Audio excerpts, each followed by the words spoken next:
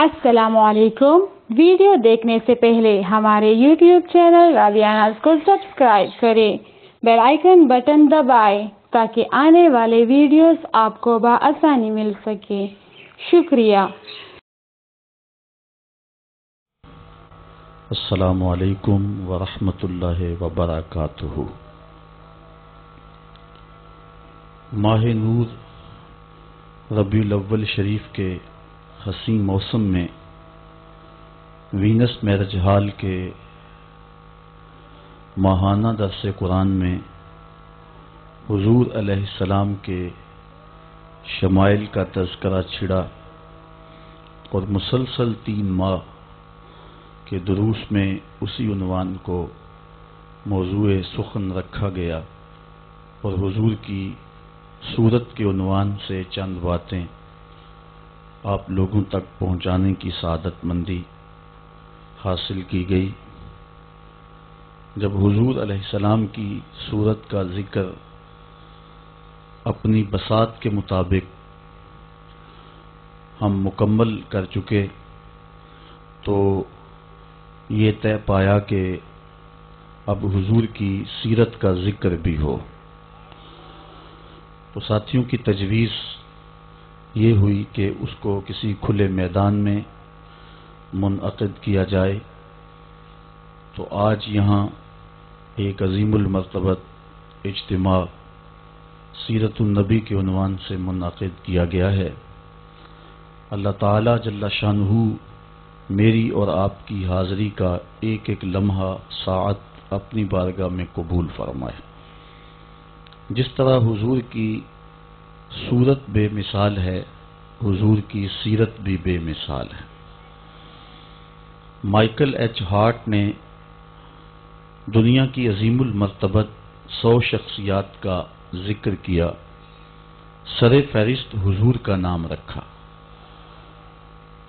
और कहता है कि मैंने हुजूर का नाम अकीदत की बुनियाद पर पहले नंबर पे नहीं रखा, इसलिए कि वो मजहबन ईसाई है।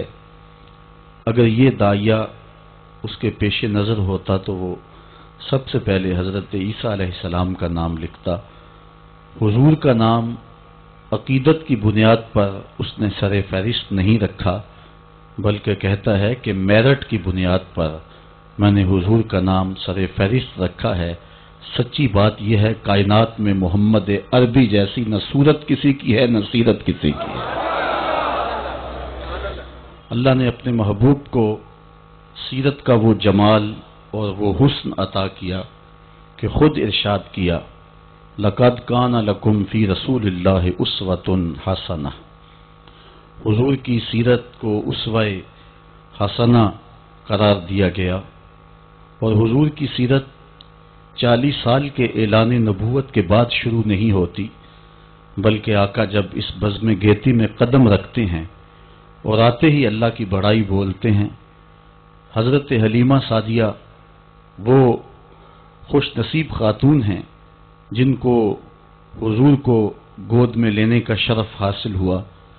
कहती हैं, मैंने हुजूर को दूध पेश किया, हुजूर ने दाईं छाती से दूध पिया। मैंने फिर बाईं छाती पेश की तो हुजूर ने रुख मोड़ लिया। गोया आते ही इस बात का ऐलान था कि मेरा एक और भाई है जो उसका हिस्सा है, मैं मोहम्मद अदल व इंसाफ का दर्स देने आया हूं।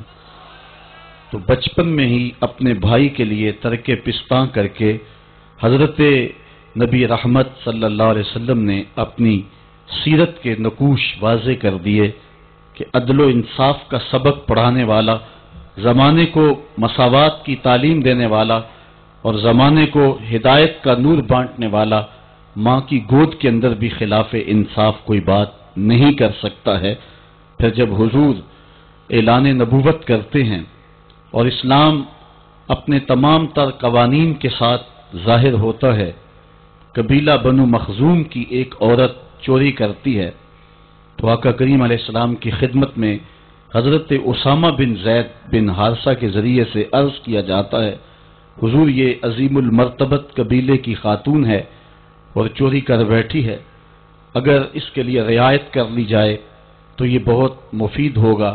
हुजूर अलैहिस्सलाम के चेहरे पे सुर्खियां दौड़ने लगीं। फरमाया, तुमसे पहले लोग इसीलिए हलाक कर दिए गए, जब कोई आम शख्स गुनाह करता तो उस पे हद जारी कर दी जाती, और जब कोई बाअसर शख्स गुनाह करता तो उसको छोड़ दिया जाता। फरमाया, मेरी शरीयत में ऐसा नहीं होगा। लो सरकत फातिमा बिन्त मुहम्मदिन लकाता मुहम्मदुन यदहा, कहा ये तो बनु मखजूम की बच्ची है, अगर मेरी बेटी भी चोरी करती तो मोहम्मद उसका भी हाथ काट देता। दुनिया के ऊपर अदलो इंसाफ की वो रोशन मिसालें हुजूर नबी रहमत सल्लल्लाहु अलैहि वसल्लम ने अपने इस दुनिया पर जलवागर होते ही जिनका आगाज किया था, फिर उसको अपने नुक्ताए इंतहा तक और नुक्ताए कमाल तक पहुंचाया है। हुजूर अलैहिस्सलाम की सीरत के उन्वान से उम्मुल मोमिनीन सैयदा आयशा रज़ियल्लाहु ताला अन्हा से पूछते हैं, एक फ्रांसीसी मुफक्किर कहता है कि किसी शख्स को हीरो उसके घर वाले नहीं मानते, लेकिन यहां देखिए हजरत इब्ने हशाम सैयदा आयशा रज़ियल्लाहु ताला अन्हा के पास हाजिर होते हैं और कहते हैं, मोमिनों की मां, हमें हुजूर अलैहिस्सलाम की सीरत के बारे में कुछ बतलाइए। तो उम्मुल मोमिनीन फरमाती हैं कि तुमने कुरान नहीं पढ़ा? वो कहते हैं, हाँ मैंने कुरान पढ़ा है। कहा, काना खुलुकुहुल कुरान, कुरान हुजूर की सीरत का ही तो नाम है, हुजूर के खुल्क का नाम कुरान है। कुरान ने जिन उमूर से मना किया है हुजूर वहां से रुके हैं, और जिन कामों के बजा लाने का हुक्म दिया है हुजूर वो काम सरअंजाम देते रहे हैं। तो कुरान हुजूर अलैहिस्सलाम के खुल्क और हुजूर की सीरत का नाम है। बल्कि एक बुजुर्ग ने बड़ी खूबसूरत बात कही कि अगर किसी को हुजूर के दीदार का शौक हो और वो हुजूर का जमाना नहीं पाता, वो कुरान पढ़ ले, हुजूर के दीदार करने के मुतरादिफ होगा। कुरान हुजूर अलैहिस्सलातु वस्सलाम की सीरत और आका करीम अलैहिस्सलाम के किरदार का नाम है। तो उम्मुल मोमिनीन सैयदा आयशा रज़ियल्लाहु ताला अन्हा फरमा रही हैं, ए पूछने वाले, काना खुलुकुहुल कुरान, कुरान हुजूर के खुल्क का नाम है। हजरत सैयदा खदीजतुल कुबरा रज़ियल्लाहु ताला अन्हा खातून अव्वल, वो खातून जिसने इस्लाम के लिए सबसे ज्यादा कुर्बानियां दी। हजरत आयशा रज़ियल्लाहु ताला अन्हा फरमाती हैं कि हुजूर इतनी मोहब्बत से जिक्र करते हजरत खदीजतुल कुबरा का कि मेरा उनसे जो रिश्ता था उस बुनियाद पर मुझसे एक दिन रहा न गया, और मैंने कह दिया, हुजूर आप हर वक्त हजरत खदीजा का जिक्र करते हैं, जिस तरह जमाने में उनके अलावा कोई दूसरी औरत थी ही नहीं। तो हुजूर ने फरमाया, हाँ खदीजा खदीजा ही थी। तो कहती है, मैंने अर्ज की, हुजूर अल्लाह ने आपको बेहतर अज़वाज दे दी, और आप उस औरत का जिक्र हर वक्त करते हैं जिसके होंठों के गोशे बुढ़ापे की वजह से रंग बदल गए थे। तो हुजूर ने फरमाया, आयशा मुझे खदीजा के बारे तकलीफ न दो, जब पूरे मक्के ने मेरा इनकार किया था तो उसने मेरा इकरार किया था। हुजूर अलैहिस्सलाम पर जब नज़ूल वही हुआ तो ये हजरत खदीजतुल कुबरा रज़ियल्लाहु ताला अन्हा के साथ निकाह के 15 साल बीतने के बाद की कहानी है। 15 साल उन्होंने हुजूर को बहुत करीब से देखा। आका करीम पर नज़ूल वही जब हुई तो ये वो मंजर था। अल्लाह कुरान में फरमाता है, अगर इस कुरान को हम पहाड़ों पे नाजिल कर दें तो वो भी हैबत इलाही से रेजा रेजा हो जाएं। तो हुजूर अलैहिस्सलाम के कल्ब अतहर पर जब कुरान मजीद का नज़ूल हुआ तो हुजूर उसका एहसास पा रहे थे, और आका करीम अलैहिस्सलाम घर पलटे और आपने फरमाया, या खुदैजा ज़म्मिलूनी, ए खुदैजा मुझे चादर दो, मैं सख्त सर्दी महसूस कर रहा हूं। और हुजूर ने खदशात का इजहार किया। तो हजरत खदीजतुल कुबरा रज़ियल्लाहु ताला अन्हा ने जो लफ्ज कहे वो सुनने के काबिल हैं। फरमाने लगी, कल्ला वल्लाहि ला युखज़ीकल्लाहु अबदा, हरगिज नहीं, आपका रब आपको कभी भी परेशान नहीं होने देगा। क्यों? उसकी वजह बयान करते हुए सैयदा खदीजा ने फरमाया, इन्नका लतसिलुर रहम तस्दुकुल हदीस व तहमिलुल कल्ला व तक्सिबुल मादूम व तुकरिज़ ज़ैफ व तुईनु अला नवाइबिल हक। हजरत खदीजतुल कुबरा ने अर्ज की कि आप कैसे परेशान हो सकते हैं जबकि आप सिला रहमी करने वाले हैं, दुखियों के काम आने वाले हैं, بات میں صداقت یہ آپ کا ترہ ہے، اور جن کا کوئی مددگار نہیں ان دکھیوں کا سہارا آپ کا وجود ہے، بیواؤں کا آسرا ہیں اور لاچار لوگوں کی آپ مدد ہیں، آپ ان کے مشکل اوقات میں کام آنے والے ہیں۔ تو یہ حضرت خدیجۃ الکبریٰ رضی اللہ تعالی عنہا کی 15 سال کی رفاقت کا نتیجہ ہے جو انہوں نے حضور میں دیکھا، اور بیوی گواہی دے رہی ہے کہ آپ کبھی بھی پریشان نہیں ہو سکتے ہیں۔ کلا واللہ لا یخزیک اللہ ابدا، کبھی بھی آپ پریشان نہیں ہوں گے، اس لیے کہ آپ دکھیوں کے کام آتے ہیں، مصیبت زدوں کے، جن کا کوئی کمانے والا نہیں ہے، ان کا آسرا آپ کی ذات ستودہ صفات ہیں۔ یہ تو 25 سال سے لے کر کے 40 سال کی حضور کی عمر حضرت خدیجہ نے دیکھی اور یہ بات کہی۔ یہی بات حضور کے چچا جناب ابو طالب نے اس وقت کہی جب حضور کی عمر 9 سال تھی۔ ایسا ہوا، ابن عساکر نے اپنی تاریخ میں اس کو اپنی سند سے لکھا ہے کہ مکے میں بارش نہیں ہو رہی تھی اور لوگ قحط زدہ ہو گئے، تو حضرت نبی رحمت صلی اللہ علیہ وسلم کے چچا جناب ابو طالب کے پاس آ کر کہا آپ اولاد اسماعیل سے ہیں، آئیں اللہ کی بارگاہ میں دعا کریں تاکہ یہ خشک سالی ختم ہو اور بارش کی کہیں سے کوئی بوند برسے۔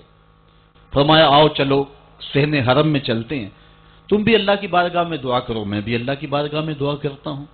حضور کی عمر 9 سال ہے، سارے مکے کے لوگ صحن حرم میں جمع ہیں۔ حضور کے چچا نے حضور کو کعبۃ اللہ کی دیوار کے ساتھ یوں کھڑا کیا کہ حضور کی پشت کعبہ کی دیوار کے ساتھ لگ رہی تھی، اور ایسے ہاتھ پھیلا کے کہا مالک اس گوری رنگت والے کے صدقے میں ڈال دے۔ راوی کہتا ہے بادل کی ایک ٹکڑی بھی آسمان پہ نہیں تھی، ادھر حضور کے چچا نے دعا مانگی، ادھر جھوم کے بادل آئے اور پورے مکے کے اوپر چھا گئے، اور لوگ گھروں میں پہنچے نہیں ہیں کہ می چھم چھم برسنے لگا اور لوگ گھروں میں بھیگ کر کے گئے۔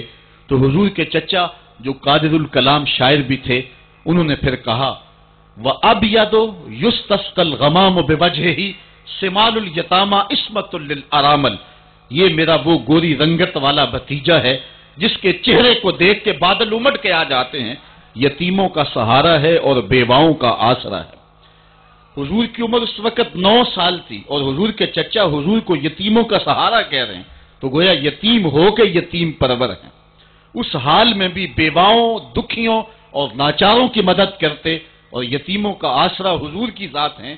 جب 25 سال سے لے کر 40 سال کی عمر حضور کے شب و روز حضرت سیدہ خدیجۃ الکبریٰ نے دیکھے تو انہوں نے بھی وہی بات کہی، کلا واللہ لا یخزیک اللہ ابدا، کبھی ایسا نہیں ہو سکتا کہ آپ پریشان ہوں، اس لیے کہ آپ بات جب کرتے ہیں تو سچ بولتے ہیں، کبھی آپ کی زبان پہ جھوٹ نہیں آیا، کبھی آپ نے کذب بیانی نہیں کی، دکھیوں کے کام آتے ہیں، لاچاروں کی مدد کرتے ہیں، جو لوگ پھنس جاتے ہیں مصیبت میں ان کو مصیبت سے نکالنے والا پورے مکے میں اگر ہے تو وہ محمد عربی کی ذات ہے۔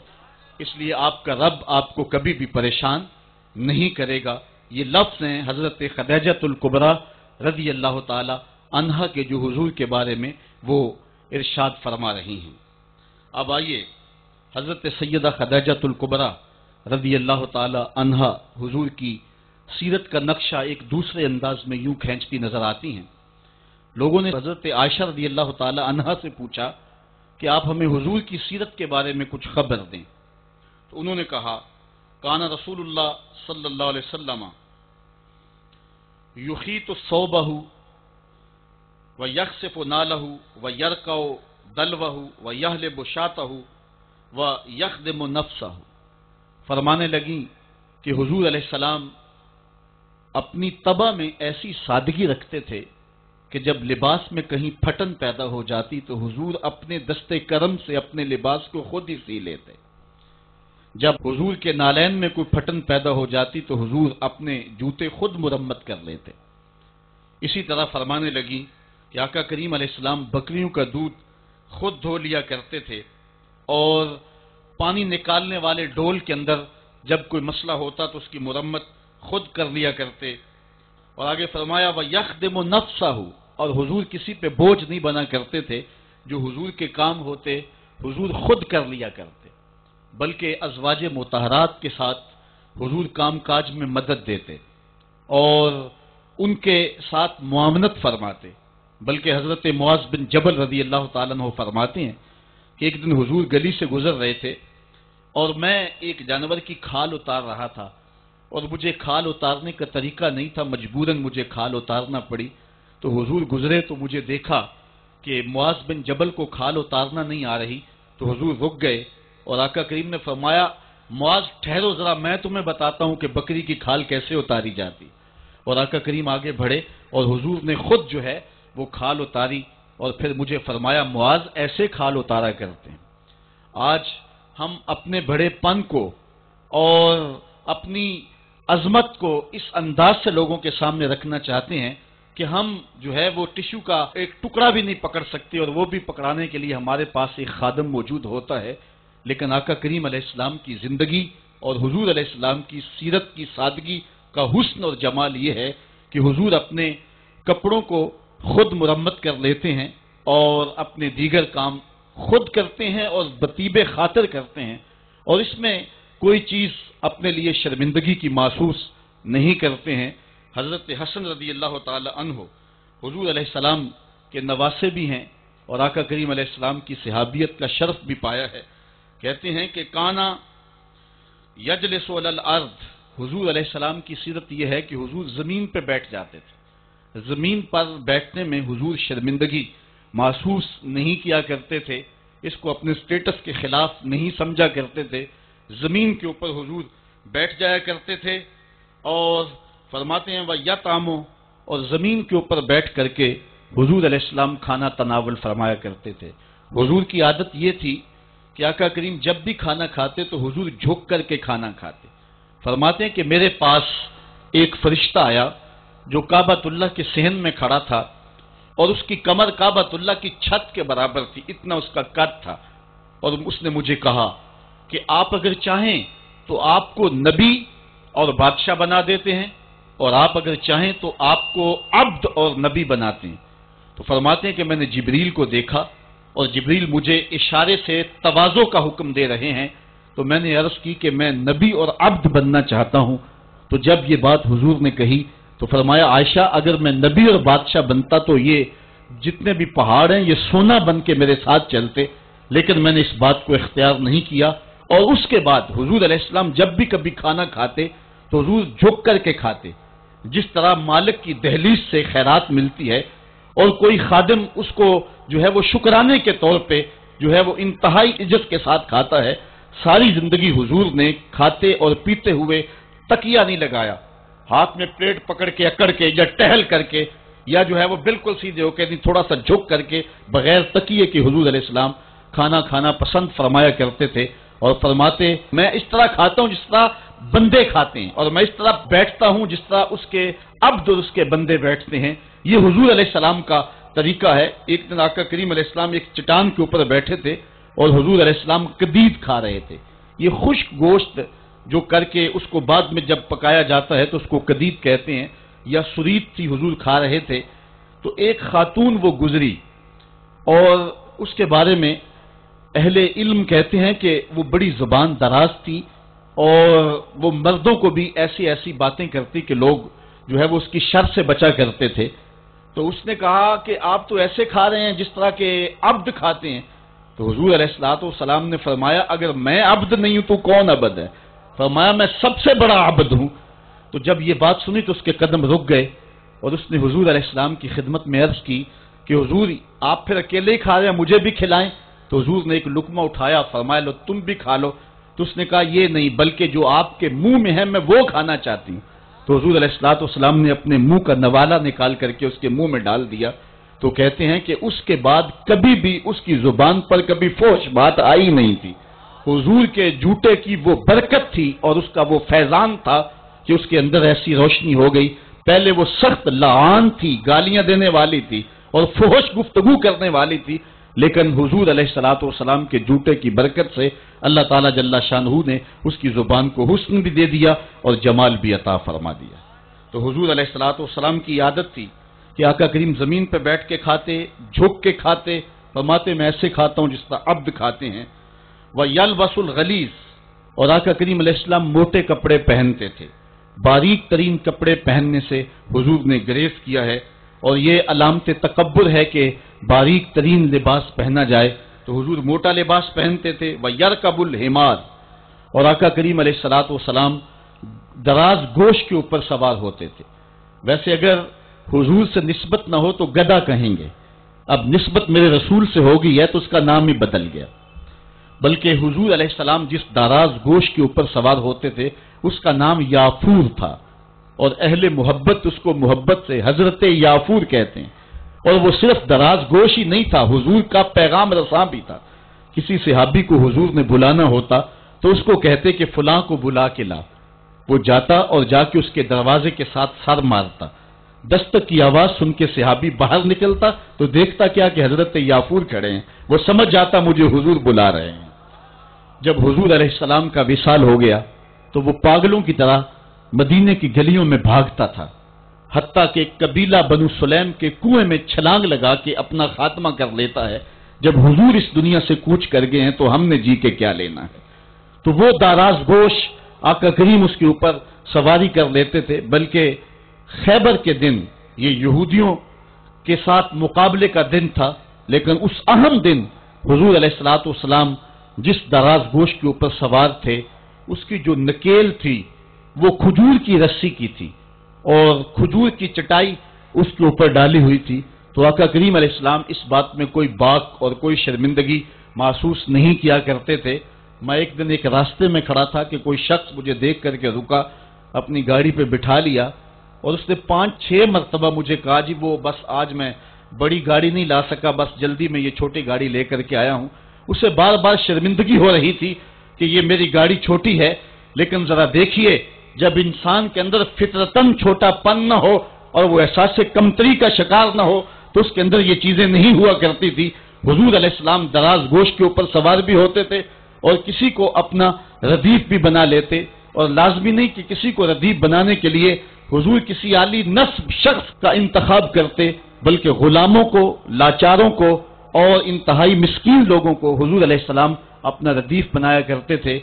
بلکہ فتح مکہ کے دن، یہ اسلام کی عظمت کا اعلان کرنے کا دن ہے، اس دن حضور علیہ السلام کا ردیف کون تھا جو اتنا زیادہ عمر نہیں رکھتا تھا اور حضور کے پیچھے بیٹھے خوشی سے جھومنا چاہتا تھا، اور آقا کریم علیہ السلام کا سر انور یوں جھکا ہوا تھا کہ حضور علیہ السلام کے امامے کا کور جو ہے وہ اونٹنی کی کوہان کے ساتھ لگی ہوئی لکڑی کے ساتھ لگ رہا تھا، اور اس انداز سے حضور مکے میں داخل ہو رہے تھے۔ اور حضور کا اس دن ردیف، حضور کے ساتھ اس اہم دن سوار کون تھا؟ تو تاریخ کے اندر جواب ملے گا، وہ اسامہ بن زید تھا، حضور کا منہ بولا بیٹا، حضرت زید بن حارثہ کا فرزند، جو حضرت ام ایمن کا بیٹا بھی ہے اور حضرت زید بن حارثہ کا بیٹا بھی ہے۔ رنگ سانولا ہے، ناک چپٹی ہے، حبشی نیاد ہے، لیکن آقا کریم علیہ السلام اس دن اس غلام زادے کو اپنی پشت پہ بٹھائے ہوئے ہیں۔ بلکہ تاریخ کے یہ اوراق بھی ہمارے سامنے ہیں۔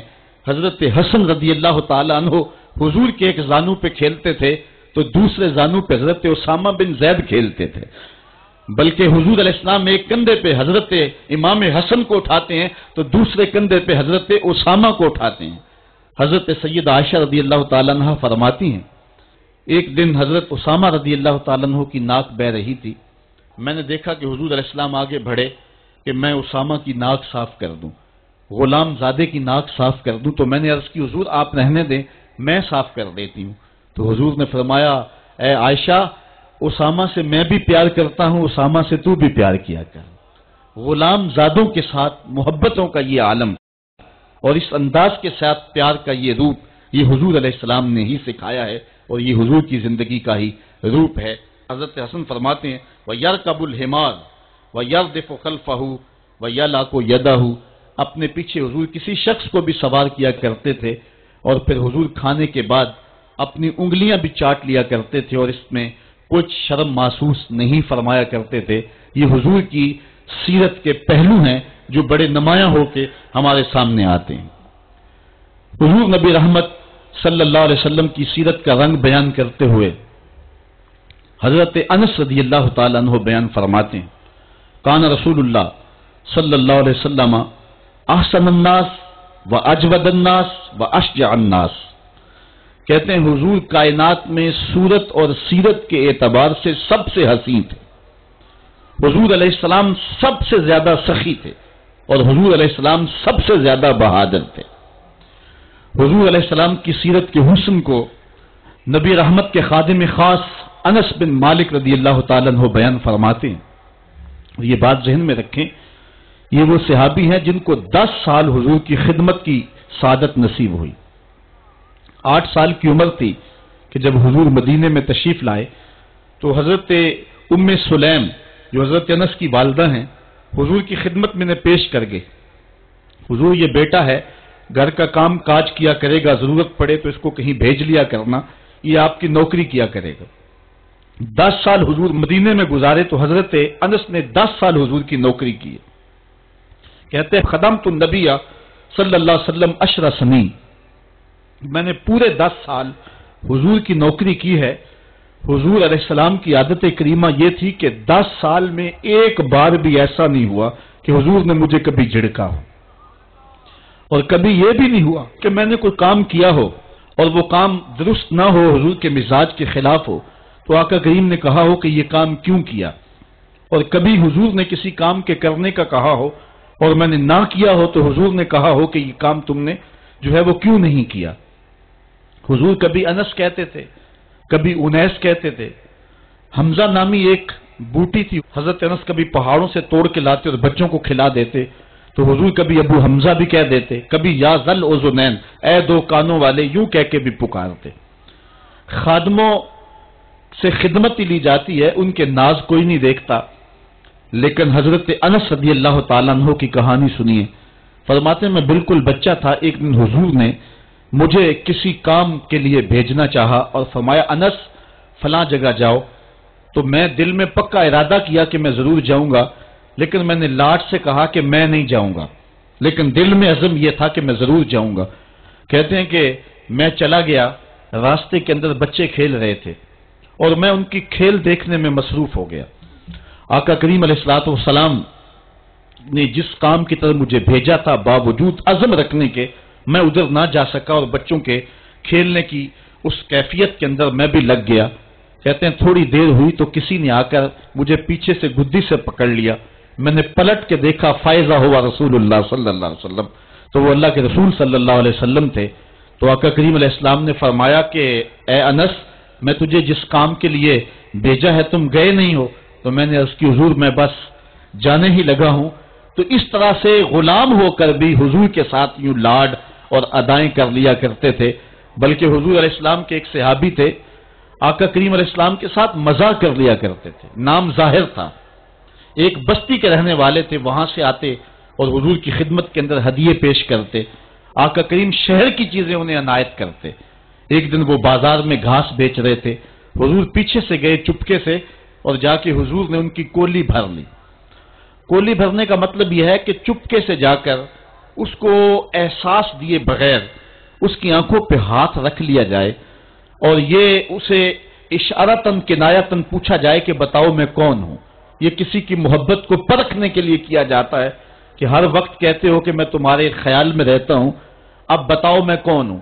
تو حضرت ظاہر گھاس بیچ رہے تھے، حضور پیچھے سے گئے اور چپکے سے جا کے ان کی آنکھوں پہ ہاتھ رکھ لیا.